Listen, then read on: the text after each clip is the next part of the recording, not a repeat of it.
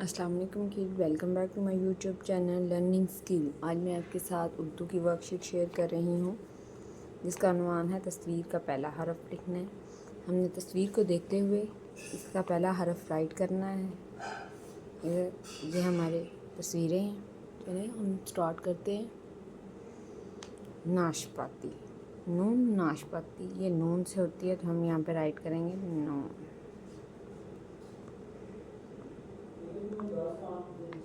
नून। यह पत्ता, पे पत्ता, पे से।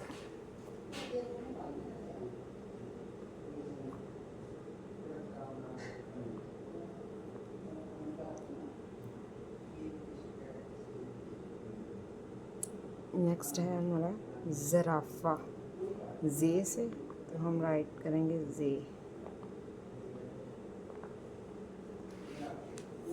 नेक्स्ट है खरबूजा, खे खरबूजा, तो हम इसका क्या खे राइट करेंगे।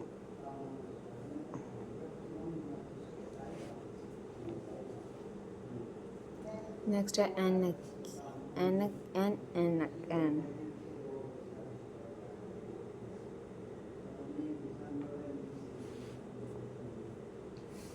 नेक्स्ट है हमारा साबुन, स्वाद सब।